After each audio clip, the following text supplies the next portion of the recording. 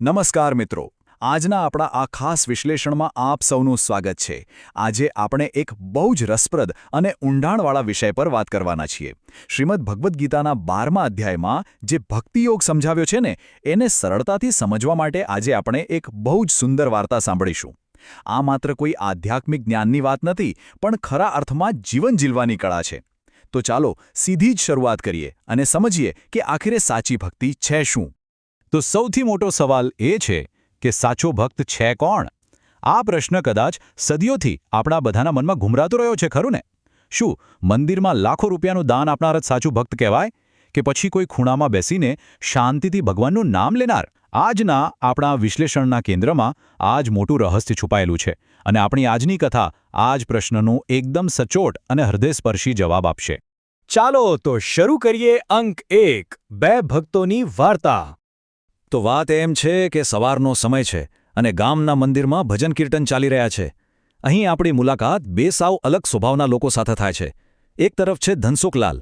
એ ગામનો મોટો જમીનદાર છે. સોનાના દાગીના પહેરીને આવ્યો છે, હાથમાં મોટી પૂજાની થાળી છે અને સીધી જ પૂજારીને બૂમ પાડીને 11,000 રૂપિયા અને ચાંદીનો મુગટ અર્પણ કરે છે. એનો ઈરાદો એકદમ ક્લિયર છે, પોતાની મનોકામના પૂરી કરવી અને આખા ગામમાં દેખાડો કરવો કે જુઓ, હું જ સૌથી મોટો ભક્ત છું. બીજી બાજુ છે માધવ, એક સાવ સાધારણ કુંભાર. એના હાથ ખાલી છે, પણ એ શાંતિથી આંખો બંધ કરીને ધ્યાનમાં મગ્ન છે. આ બે પાત્રો આપણને ભક્તિના બે સાવ અલગ રસ્તા બતાવે છે. એક છે દેખાડો અને બીજું છે સંપૂર્ણ સમર્પણ. હવે અહીં ધનસુખલાલનો અહંકાર જુઓ તમે. એ કટાક્ષમાં પેલા માધવને કહે છે, અરે ભાઈ, રોજ ખાલી હાથે આવી જાય છે, ભગવાનને કંઈક અર્પણ કર તો તારું ભલું થશે. આવી સૂકી ભક્તિથી વળી શું મળે? આ વાક્ય બતાવે છે કે જ્યારે માણસ પાસે સંપત્તિ અને અહંકાર આવી જાય ત્યારે તેને પોતાની આધ્યાત્મિકતા પર કેટલો મોટો ભ્રમ થઈ જાય છે. ધનસુખલાલ તો લિટરલી એવું જ માને છે કે ભગવાનની કૃપા પૈસાથી ખરીદી શકાય છે. પણ ખરા અર્થમાં જોવા જેવો તો એ છે કે માધવ આ કટાક્ષનો સામનો કેવી રીતે કરે છે. માધવ જરાય ગુસ્સે થતો નથી, બસ એ એકદમ નમ્રતાથી સ્મિત આપે છે. તે સ્વીકારે છે કે ભાઈ, મારી પાસે આપવા માટે સોનું ચાંદી તો નથી, પણ હું માટીના ઘડા બનાવતા બનાવતા જે પ્રભુનું નામ લઉં છું એ જ મારી ભક્તિ છે. એના મતે ભગવાનની કૃપા જ સર્વસ્વ છે.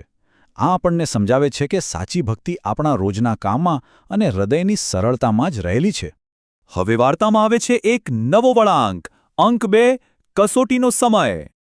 તો થાય છે એવું કે એક રાત્રે ગામમાં ભયંકર વાવાઝોડું અને વરસાદ આવે છે. હવે કુદરત તો કોઈ અમીર કે ગરીબ જોતી નથી. આ વાવાઝોડામાં ધનસુખલાલના અનાજના ગોડાઉનમાં પાણી ભરાઈ જાય છે અને એને મોટું નુકસાન થાય છે. હવે એની પ્રતિક્રિયા સાંભળવા જેવી છે. એ ભાઈ માથું પકડીને રડે છે અને સીધો જ ભગવાનને ઠપકો આપે છે. કહે છે કે હે ભગવાન, મેં તારો આટલો ચડાવો કર્યો તોય તે મારું નુકસાન કર્યું? તું તો સાવ અન્યાયી છે. બસ અહીં જ ધનસુખલાલની ભક્તિની પોલ ખુલી જાય છે. એનો સંબંધ ભગવાન સાથે ભક્તિનો નહીં, પણ શરતોવાળો એક વેપાર હતો કે મેં તને દાન આપ્યું એટલે તારે મારું રક્ષણ કરવાનું. હવે આની બરાબર વિરુદ્ધ માધવની સ્થિતિ જુઓ.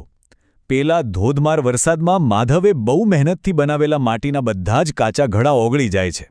એની આખી આજીવિકા ધોવાઈ ગઈ, પણ છતાં એના ચહેરા પર એક અજીબ શાંતિ છે. એ હાથ જોડીને કહે છે, પ્રભુ, આ ઘડા પણ તમારા જ હતા અને આ વરસાદ પણ તમારો છે. કદાચ આમાં પણ મારું કોઈ ભલું છુપાયેલું હશે. સંસ્કૃતમાં આ જ ભાવને ત્વદીયમ વસ્તુ ગોવિંદ તુભ્યમેવ સમર્પયે કહેવાય છે. એટલે કે હે પ્રભુ, તમારું તમને જ સમર્પણ. આ છે કોઈ પણ ફરિયાદ વિનાની સંપૂર્ણ શરણાગતિ. ચાલો હવે જોઈએ અંક 3, ગીતાનો સંદેશ. તો ગામના ચોતરે એક સત્સંગ ચાલી રહ્યો છે, જ્યાં ગામના બહુ જ વિદ્વાન ગુરુજી પધાર્યા છે. ધનસુખલાલ એકદમ ગુસ્સામાં ત્યાં પહોંચે છે અને બીજી બાજુ માધવ પોતાની એ જ શાંત મુદ્રામાં બેઠો છે. ધનસુખલાલ સીધો ગુરુજીને સવાલ કરે છે કે હું આટલું દાન કરું છું, છતાં મને નુકસાન કેમ? અને આ માધવ જે કશું જ આપતો નથી, એ પોતાનું બધું ગુમાવીને પણ ખુશ કેમ છે? આખરે સાચો ભક્ત છે કોણ? અને બસ આ જ એ સવાલ છે જે ગુરુજીને શ્રીમદ્ ભગવદ્ ગીતાના જ્ઞાનનો ભંડાર ખોલવા માટે પ્રેરે છે. ગુરુજી બહુ શાંતિથી સ્મિત કરતા કહે છે કે ચાલો આપણે આ પ્રશ્નનો ઉત્તર સ્વયં ભગવાન શ્રી કૃષ્ણ પાસેથી જ લઈએ. અને તેઓ ગીતાના 12મા અધ્યાયનો આ અદ્ભુત શ્લોક બોલે છે. આ માત્ર કોઈ શબ્દો નથી મિત્રો, આ આખા ભક્તિ યોગનો નિચોડ છે. તે આપણને બતાવે છે કે ભગવાનને ખરેખર કેવો ભક્ત ગમે છે. તો ચાલો આ સંસ્કૃત શ્લોકને આપણે એકદમ સરળ ભાષામાં સમજીએ. શ્રીકૃષ્ણ કહે છે કે સાચો ભક્ત એ છે જે કોઈના પણ પ્રત્યે જરાય દ્વેષ નથી રાખતો, જે બધાનો મિત્ર છે, જેના હૃદયમાં બધા માટે કરુણા છે, જે આ મારું આ તારું એવી ગણતરી અને અહંકારથી સંપૂર્ણ રીતે મુક્ત છે. અને હા, સૌથી અગત્યની વાત, જે સુખ હોય કે દુઃખ બંને પરિસ્થિતિઓમાં સમાન અને સ્થિર રહે છે. બસ આ ગુણો જ સાચી ભક્તિનો પાયો છે. ગુરુજી ધનસુખલાલને સમજાવે છે કે ભાઈ, તમારી ભક્તિ તો માત્ર એક વેપાર હતી. ફાયદો થાય તો ભગવાન સારા અને નુકસાન થાય તો ભગવાન ખરાબ. જ્યારે સામે પક્ષે માધવે પોતાનું બધું જ ગુમાવી દીધું, છતાં પણ પ્રભુની ઈચ્છાનો સ્વીકાર કર્યો. એનામાં કોઈ અહંકાર નહોતો, માત્ર ને માત્ર સંતોષ હતો. વેપાર અને સમર્પણ વચ્ચેનો આ જે તફાવત છે ને, એ જ ગીતાનો મુખ્ય સંદેશ છે.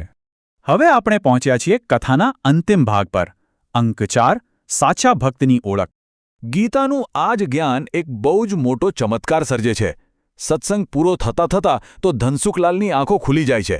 તેને પોતાની ભૂલ સમજાઈ ગઈ. તેનું વર્ષો જૂનો સંપત્તિનો અને એની પેલી દેખાડાવાળી ભક્તિનો અહંકાર જાણે કે સાવ ઓગળી ગયો. એ સીધો દોડીને જાય છે અને પેલા સાધારણ કુંભાર માધવના પગમાં પડી જાય છે અને માફી માગે છે. એ સાચા દિલથી સ્વીકારે છે કે તે અત્યાર સુધી ખાલી પૈસા અને દેખાડાને જ ભક્તિ સમજવાની મોટી ભૂલ કરી રહ્યો હતો. તો મિત્રો, આ આખી કથા પરથી સાચી ભક્તિની ખરેખર શું વ્યાખ્યા ઉભરીને આવે છે? ભક્તિ યોગ એ મંદિરમાં અપાતો કોઈ મોટું દાન કે દેખાડો બિલકુલ નથી. એ તો મનની એક અવસ્થા છે, હૃદયની એકદમ ડીપ શાંતિ છે, ઈશ્વરની ઈચ્છા પ્રત્યેનું સંપૂર્ણ સમર્પણ છે અને અહંકાર કે મોહ વગર જીવન જીવવાની એક સુંદર કળા છે.